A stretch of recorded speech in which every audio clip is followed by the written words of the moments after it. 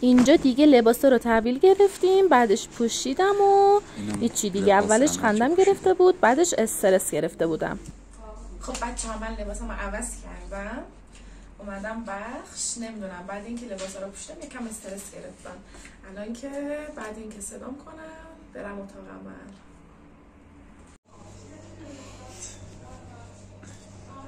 خب یکم مونده، الان فکر کنم که میخوام بیان سرمشو بس کنم تا کم کم آماده بشه برم اتاق عمل. یعنی من اگه استرس هم نداشته باشم با دیدن آمپول و سرم و اینجور چیزا دیگه استرس شدید میگیرم. اینجا خیلی شدید استرس داشتم. اینجا همش میخواستم از این پرستاره بپرسم که همش ازش حرف میکشیدم، اونم اصلا راهنمایی نمیکرد. بعدش میخواستم بپرسم که این کار این دکتری که میخوام برم چجوریه، اینا اینجا دیدن و فلان، ولی اونم گفت خوبه فلان، اصلا اونجوری که باید بگه نگفت. به هر حال چی دیگه، محمد دیگه که خیلی استرس دارم اومد کنارم و میخواست که استرسم یکم کمتر بشه. من نمیدونم کلا تو بیمارستان چجوری مثلا به آدم رسیدگی میکنم، ولی این کلینیک که من بستری شده بودم توش واقعا خیلی خوب بود. خیلی از این بابت راضی بودم، خیلی خوب میرسیدم به آدم.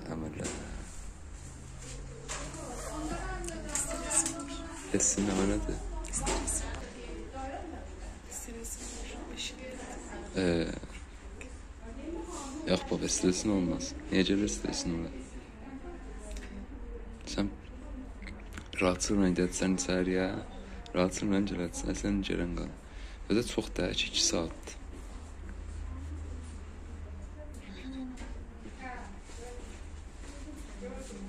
خب دوستان اینا رو واسه عشقم گرفتم، میخوام سورپرایزش کنم. امیدوارم که خوشش بیاد. من اهل زیاد سورپرایز کردنم، به خاطر همون اینم دسته گل واسش خریدم که لذت ببرش کنم. اینجا هم بعد اینکه جراحیشون تموم شد میان اینجا تا واسه 3-4 ساعت ریکاوری. اینجا هم تازه از عمل در آورده بودم، بعدش من خیلی سردم بود و روم پتو کشیده بودن، حتی محمد کاپشنش هم روم کشیده بود، ولی من سردم بود و بیشترین چیزی که اینجا احساس کردم خیلی درد داشتم. درد، هم سردرد شدیدی داشتم و هم دماغ درد داشتم دیگه. بعدش از طرفی هم که خیلی سردم بود این بیشتر اذیتم میکرد. و اینجا محمد یخ گذاشته روی چشمام که ورم فشار زیادی به روم نیاره. اینجا دیگه سردردم رفته بود، حالم یکم خوب شده بود که دیدم محمد داره به من رسیدگی میکنه، داشتم ازش فیلم میگرفتم دیگه. الان اینجا یک کم از سردردام کمتر شده بود، بیشتر نه ولی اون شدتی که قبل لحظه‌ای که از عمل آوردن از اون کمتر شده بود. اینجا محمد انقدر خوب به هم رسیدگی کرد، یعنی واقعا انتظارشو نداشتم که امیدوار شدم دیگه بعدن هم اگه انشاءالله زایمان و اینجور چیزا کنم محمد هستش دیگه. بعد 5 ساعت از عملم که گذشته بود و من ریکاوری بودم، بعد 5 ساعت الان سوار ماشین شدیم که بریم خونمون دیگه مرخصم کردن. اینجا هم که یه روز بعد عمله و من چقدر ورم دارم، هم تو روی چشمام و صورتم همه جام ورم داره، خیلی زشت شدم. اگه کلن مراقبت های محمد نبود، هم تو بیمارستان هم اون حال خوبیایی که به هم میداد، با هم حرف میزد و از استرس هم کم میکرد، و هم بعد عمل که اومدیم خونه اگه رسیدگی های محمد نبود من اصلا نمیتونستم تحمل کنم اون نمیدونم سردردایی که داشتم، کلافگی، نمیتونستم نفس بکشم. و واقعا از محمد اینجا ممنونم که خیلی بهم کمک کرد. بچه بیشترین چیزی که آدمو بعد عمل دماغ کلافه میکنه، کلا نمیتونی نفس بکشی، این خیلی کلافه میکنه و سردردهای شدید داری. و من بعد عمل بیشترین چیزی که میدیدم فقط این بود که محمد کرس میخرید، کیلو می آورد، بعد آب کرس میگرفت، آب آناناس میگرفت و اینجور بعدش اون برگای کرفسم با قشنگ اونا رو میشست و نمیدونم چیز میکرد که خورشتش کنه، هم خورش در میآورد همین که برای من آب کرفس میگرفت. اینجاش خیلی خوب بود و چی دیگه ایناش خوب بود. چیکار میکنی؟ من کرفسم رو میشورم بذارم فریزر واسه خورش تو آماده شد. چه خوشگل شدی. آره خودت هم میدونی؟ آره اعتماد به نفس. ولی تو گفتی بیشتر باورم شد. اعتماد به نفسم به سخته. ولی آب کرفس و آناناس، خود آناناس یا آبشو بگیریم بخورین خیلی کمک میکرد برای ورم و دردش، زود آدم چیز میکرد. فقط من چون چیز بودم گلومو نمیدونم چی کار کرده بودن که گلوم کلا بریده شده بود سر عمل و این تنها چیزی بود که اذیتم میکرد و الان 3 ماه گذشته از این ماجرا هنوز گلوی من خوب نشده و حساس شده. آب میخورم گلوم درد میکنه و دکترم چیزی نمیگه، میگه که خیلی چیز عادیه و من سر این موندم. حتما رفتیم با دکترتون قبل عمل حرف بزنین، بگین که ما همچین چیزی شنیدیم که گلو درد. ببین اینجا من آب کرفس خوردم مردم دیگه، یعنی خورده بود به اونجایی که بریدگی داشت به اونجا، یعنی میمردم دیگه. اصلا آب میخوردم هر چی میخوردم یعنی نمیتونستم تحمل کنم همچین دردیو. من روزی 2 لیوان یا 3 لیوان آب کرفس میخوردم، بعدش 2 وعده آناناس میخوردم.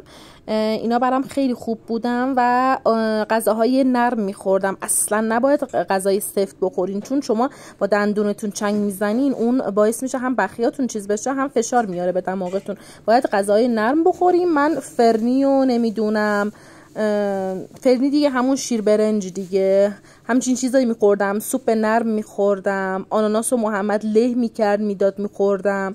بعدش همچین چیزایی دیگه. اینا خیلی خوبن و سعی کنین آب میوه طبیعی بخورین. آب میوه های صنعتی نخورین که شیرینش سردردتون رو زیاد میکنه. من اصلا آب میوه قبلش آب میوه صنعتی که یه لحظه خوردم احساس میکردم سردردم خیلی زیاد شده. و اینجایی که میبینین شما هر روز باید 3 الی 4 بار با سرم چیز بکن دماغتون رو بشورین. اینجا محمد دماغ منو با سرم قشنگ هر روز میشو 3 وعده. بعدش اون چیزی که بود زیر دماغمون پانسمانی که بود چون خون میومد همش، بعدش اونو هر روز باید میبستیم دیگه. هر روز 1 بار عوض میکردیم. اگرم زیاد خون میگرفت 2 بار عوض میکردیم.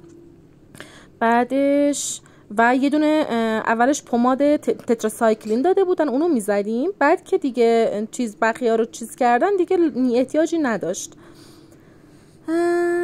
چی دیگه سعی کنین چیزای میوه های قرمز رنگ نخورین مثل انار و اینجور چیزاتون رو ورمتون رو زیاد میکنه و کبودیاتون رو زیاد میکنه. سعی کنین از میوه های قرمز استفاده نکنین. و اینجا هم نمیدونم روز چندمه، فکر کنم چند روز بعدشه، دقیق نمیدونم چند روز از این لحظه گذشته. داریم میریم چیز کنیم پانسمانش رو عوض کنن تو بیمارستان عوضش کنن. آمپول گفته بودن بعد یه روز گذشت. یادم افتاد اینجا رفتیم آمپول داده بودن آمپولا رو بزنیم. تا 1 هفته اسپلندی که روی دماغمون گذاشتن اون میمونه و 2 تا اسپلند هم داخل دماغ میذارن، اون 1 ماه میمونه، ولی اسپلندی که روش گذاشتن 1 هفته میمونه. بعد 1 هفته برمیدارن اونو. اینجا هم که چون من غذای نرم میخوردم محمد برام کدوی حلوایی چیز میکرد میپخت. خیلی مفید بود، خیلی خوب بود. چون من از اینترنت دیده بودم، تو اینترنت دیده بودم، اینترنت گفته بود که همچین چیزی هم بخورین. سوپ کدو حلوایی درست کرده بود برام و خود کدو حلوایی که نرم بود اونو میخوردم، اونم برام خیلی خوب بود. بعدش هیچی دیگه. دوستای خوبم یه چیز خیلی خیلی مهمی بهتون بگم. ببینین من موقعی که رفتیم بیمارستان چیز کردیم اون هزینه کامل رو میدونستیم دیگه چقدر و فلان. بعدش ما 1 هفته مونده بود به عملم. اینا بهمون پیام دادن که محمد رفته بود کلینیک، گفته بودن که 5 میلیون هم کلینیک اضافه کرده. یعنی قبل عمل حتما اینا رو ببندین، باهاشون حرف بزنین. خیلی اون لحظه بد میشه. آدم مثلا به هر حال از قبل حرف زده، پولو داده و این خیلی برام بد بود که یک هفته قبل چیز کردن، زیاد کردن. خب بالاخره یه هفته بعد عملم شد. هفته قبل چهارشنبه تو عمل بودم، الان چهارشنبه هفته بعدشه که دارم میرم بخیه‌مو بردارن، اسپلنتمو در بیارن. وای صدامو ببین، مثلا تو قلوم حرف نمیزنم، تو دماغم حرف نمیزنم. ولی دیگه الان خودتون میدونید دیگه. الان بریم ببینیم که دماغم چجوری میشه. بعدش این اسپلنت کاملا در اومده دیگه، فقط بوده که اون رو در بیارم و این که بخیا رو در بیارن. بریم ببینیم که دماغم واقعا چجوری قراره بشه. خب داریم میریم بخیه های دماغش رو برداریم، بعدش چسبش رو برداریم، ببینیم چه شکلی میشه. به نظر من که خیلی عالی میشه. نظر خودت چیه؟ خوب میشه. خوب میشه. خب خدا رو شکر. اینجا که اسپلنت رو در آوردن، یعنی من شوک بودم که چرا اصلا هیچ تغییری نکرده و واقعا ناراحت بودم از این قضیه. بچه اسپلنت رو برمیدارن، ناراحت نشین، چون اونایی که دماغشون گوشتیه خیلی کم تاثیر میذاره دیگه. بعد 2 هفته ماساژ بینوتون شروع میشه.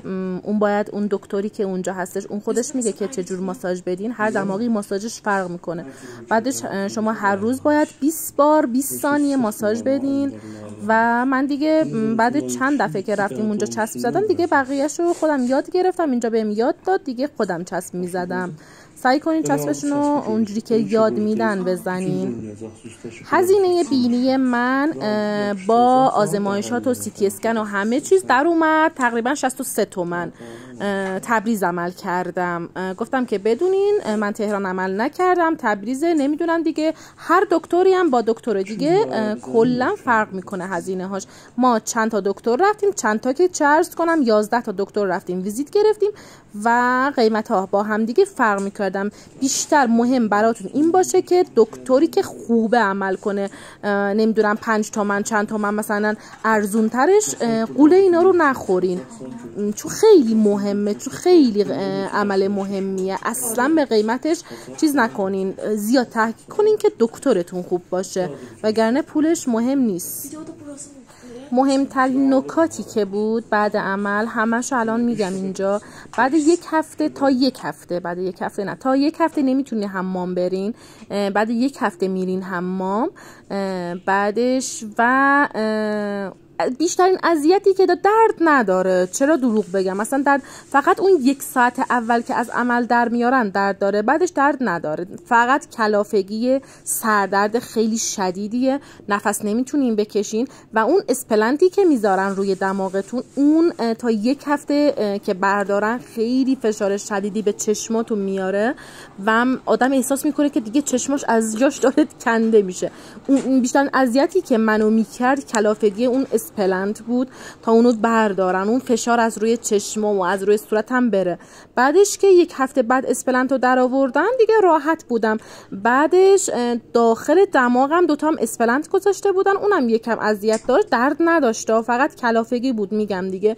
بعد 1 ماه هم داخل اسپلنت های داخل دماغ رو برمیدارن دیگه، شما راحتین. فقط اینو بگم بچه ها، من خیلی این قضیه اذیتم میکنه.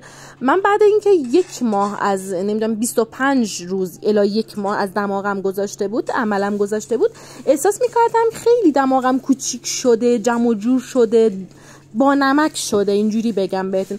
بعد 1 ماه که ما رفتیم بخیه رو برداشتن، اصلا احساس میکنم که دماغم الان گنده تر شده. اولا خیلی تاثیر گذاشته بود، نمیدونم این چه حسیه. شاید هم 1 سال بگذره ورمش کمتر بشه. ولی خب دکترها میگن دیگه، میگن که خب باید اونایی که دماغشون گوشتیه باید 6 ماه الی 1 سال تحمل کنین، نگین که نمیدونم چیز شده، اینجوری شده، تفاوت نکرده. 1 سال بعد تفاوتشو میبینیم. در آینده نه چندان دور نصرتش کنیم.